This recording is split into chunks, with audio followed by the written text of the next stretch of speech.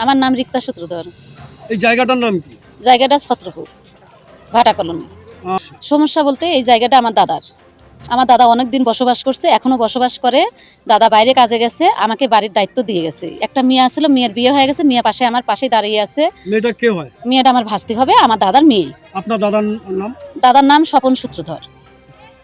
তারপরে এখন হলো থাকার পরে ওরা আমাকে একদিন হুমকি দিছিল যে বাড়ি যদি ফাঁকা রাখতে হয় তাহলে আমরা লোক ঢুকাইয়ে দেব।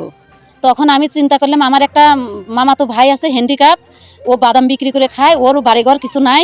তখন ওকে আমি থাকতে দিলাম যে আমার দাদা যতদিন না আসে তুই থাক, দাদাও থাকবে তুইও থাকবি, তুই আমার ভাই ও আমার দাদা দুইজনই থাক।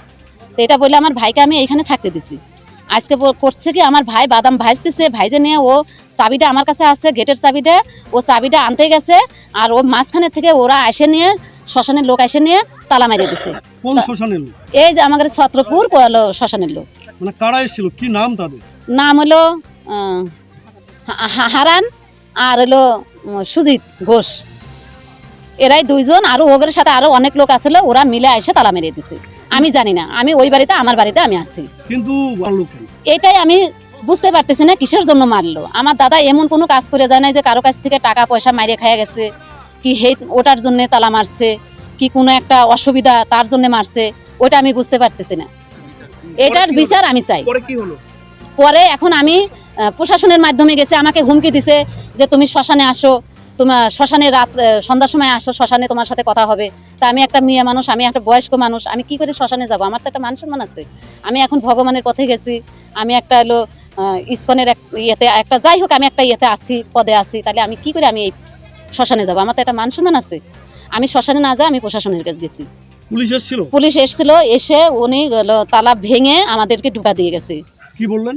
বললো যে আপনাদের বাড়িতে আপনাদের কোনো অসুবিধা হবে না, আপনারা থাকেন, কোনো অসুবিধা নাই, পাড়ার লোকও আছে, গ্রামের লোকও আছে আমার পাশে, আমার পরবর্তী কিছু হলে আমাকে জানাবেন, আমরা আসব।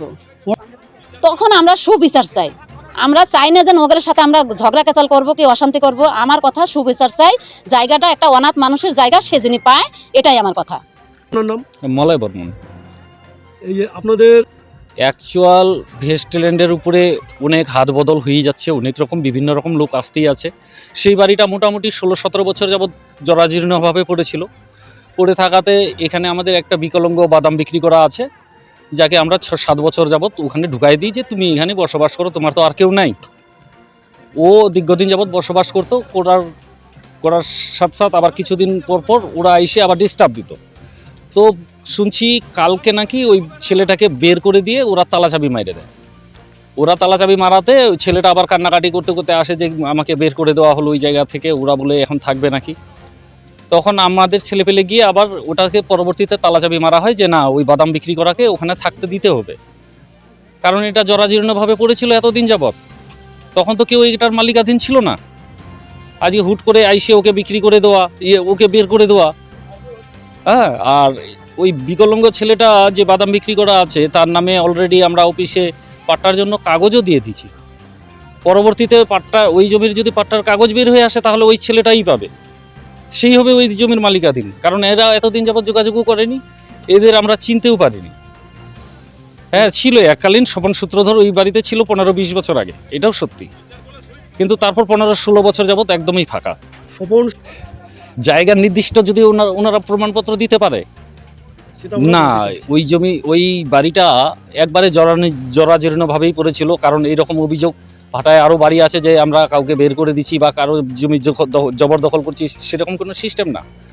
আমাদের স্বার্থ ছিল যে ওই জরাজীর্ণ বাড়িটাতে একজন বিকলাঙ্গ ছেলে যদি জায়গা পায়, একটা আশ্রয় পায়, এইটাই আমাদের উদ্দেশ্য ছিল, আর কিছুই না। হ্যাঁ, পুলিশের সাথে কথা হয়েছে, পুলিশের সাথে কথা হলো। পুলিশ বলল দাদা আমি তালা ভাঙিয়ে দেওয়া হয়েছে, তো ওই মেয়েটা আর বাচ্চাটা থাকবে। আমি বলছি অবশ্যই, তারা যদি মনে করে যে হ্যাঁ ওর বাবার এই জায়গাটা ছিল দীর্ঘ বৎসর যাবৎ, ওদের প্রয়োজন আছে, তাহলে ওরা থাকুক, অসুবিধা নাই। কিন্তু সেই বাদাম বিক্রি করাকেও কোনোভাবে ওখান থেকে বের করা যাবে না, ওকেও বিতাড়িত করা যাবে না, ওকেও জায়গা দেওয়া হোক ওই জায়গায়। আর এটা অ্যাকচুয়াল চলছিল বিক্রি করার একটা ষড়যন্ত্র। এক কোন মহিলার, বয়স্ক মহিলা ছিল, যেটা আমরা জানতে পারি, যার দরুন আমাদেরকে তালাচাবি মারতে বাধ্য হই আমরা। আমাদের বিক্রি করার ষড়যন্ত্র থাকলে তাহলে 7-8 বছর যাবত ওই বিকলাঙ্গ ছেলেটা আমাদের কে লাগে? আমাদের পরিবারের কেউই না। তাহলে তো আমরা তবেই বিক্রি করে দিতে পারতাম।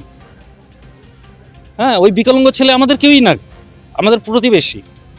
এইখানে বাদাম বিক্রি করে, এই এলাকায় ঘুরে ফিরে বেড়ায়। সমাধান যদি ওই স্বপন সূত্রধরের মেয়ে যদি বলে যে আমার ওই জায়গাটা প্রয়োজন আছে, সে থাকবে, তাহলে অবশ্যই থাকুক, কিন্তু সেই বিকলাঙ্গ ছেলেটাকেও ওই জায়গাতেই জায়গা দিতে হবে। ওকে ওখানে থেকে বিতাড়িত করা যাবে না। আপনি তো সদস্য, হ্যাঁ হ্যাঁ হ্যাঁ, আর শ্মশান কমিটির কি দায়িত্ব রয়েছে? সেক্রেটারিতে আছে। আমার নাম প্রদীপ বর্মন, কোথায় বাড়ি আপনার? বাড়ি ছত্রবাড়ি এই ভাড়ায়। এই যে আপনি কি বলবেন? কি বলবো, এখন এতদিন ধরে বসবাস করে আছে, শ্মশান এলাকায় তালে মারে চলে গেল। কারণটা কি আমি কারণটা বুঝতে চাই। এর এখন আর শ্মশানের লোক বারা চুঙি খায়। চুঙি মানে বুঝেন তো, 10-এর মালটা 20 টাকা বিক্রি করে, আর 20-এর মালটা 50 টাকা বিক্রি করে, জানেন তো।